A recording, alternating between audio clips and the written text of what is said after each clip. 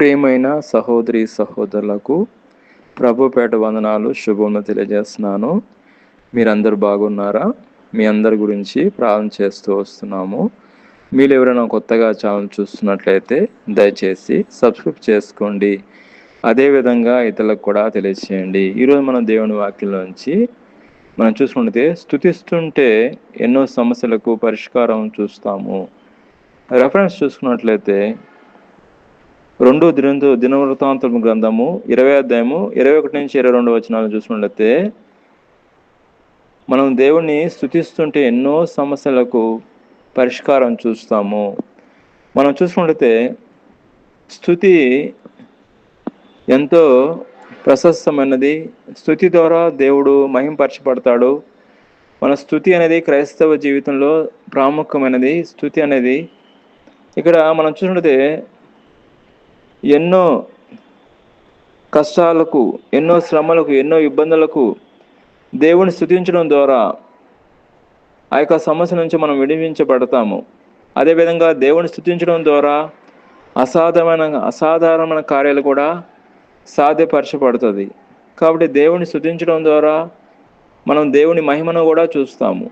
ఆ దేవుని స్తుతించడం ద్వారా మనకు ఆశ్రయించబడతాము. దేవుని స్తుతించడం ద్వారా దీవించబడతాము. కాబట్టి దేవుణ్ణి స్తుతించడం అనేది చాలా ప్రాముఖ్యమైనది.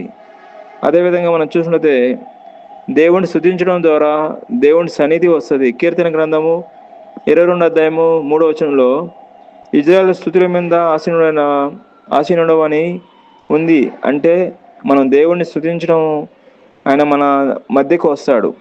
ఆయన సన్నిధి ప్రతి సమస్యకు జవాబిస్తుంది.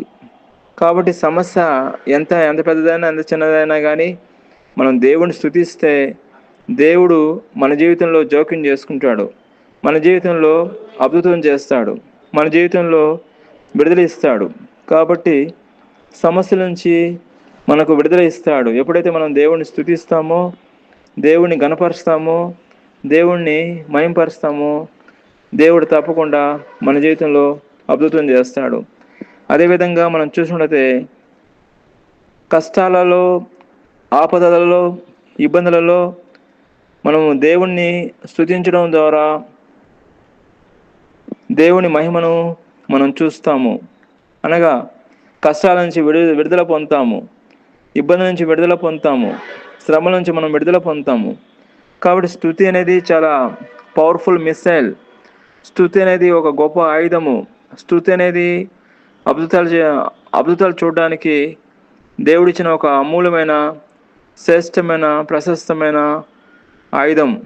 కాబట్టి స్తుతి అనేది చాలా పవర్ఫుల్ ఆయుధం లాంటిది. కాబట్టి మనం దేవుణ్ణి స్తుతించాలి. దేవుణ్ణి స్తుతించడం ద్వారా ఎరుకో గోడలు కూడా కూలిపోయినట్లు మనం చూస్తున్నాము.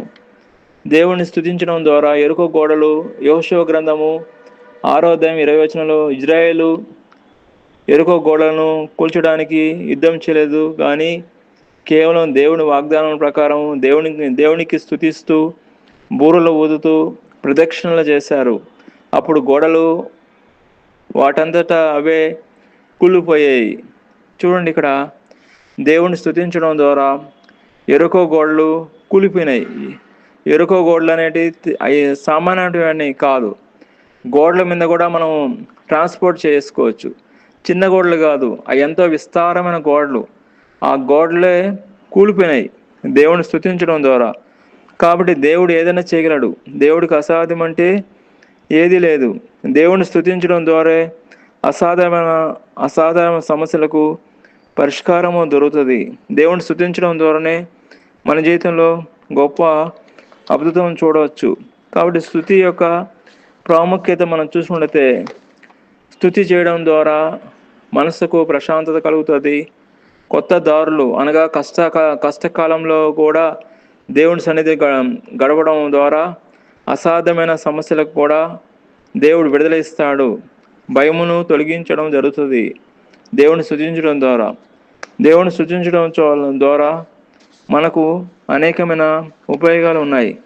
అదేవిధంగా మనం చూసుకుంటే దేవుని స్తుతించడం అనేది ఒక అలవాటుగా మనం చేసుకోవాలి. దేవుని స్తుతించడం అనేది మనం చేసుకుంటే స్తుతిస్తూ ఉండగానే సమస్యలకు పరిష్కారం దొరుకుతుంది. స్తుతిస్తూ ఉండగానే అసాధారణ కార్యాలు కూడా సాధ్యపరచబడుతుంది.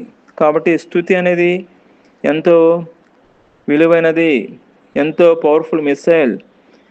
మరలా చెప్తున్నాను, ఎందుకని? దేవుడిని స్తుతించాలి. దేవుడు మనల్ని ఎందుకు ఏర్పరచుకున్నాడంటే ఆయన స్తుతించడానికే. మనం దేవుడిని స్తుతించాలి, దేవుడిని ఘనపరచాలి, దేవుడిని కీర్తించాలి. అప్పుడు దేవుడు మనల్ని గొప్పగా ఆశ్రయిస్తాడు, దీవిస్తాడు. దేవుడు ఈ వాక్యం దీవించిన కాక. ఆమేన్. ప్రార్థన. ప్రియమైన మా పరలోక తండ్రి, యేసుక్రీస్తు ప్రభు పరిశుద్ధ నామమును బట్టి మీ సన్నిధికి వస్తున్నాం దేవా. ఎక్కడైతే 2-3 మీ నామంలో కూడి ప్రార్థన చేస్తారో అక్కడ మీరు ఉంటాన దేవా. మీకు స్తోత్రం. ఈ సమయంలో ప్రత్యేకంగా మేము స్తుతిస్తున్నా. ఈ అవకాశం ఇచ్చిన దానికి స్తోత్రం నాయన. ప్రత్యేకంగా ఎవరైతే వాక్యం ఉంటున్నారో ప్రతి ఒక్కరిని పేర్కొని అంతను ఆశ్రయించమని, దీవించమని ప్రభువైన యేసుక్రీస్తు నామములో ప్రార్థన చేస్తున్నాం తండ్రి. ఆమేన్.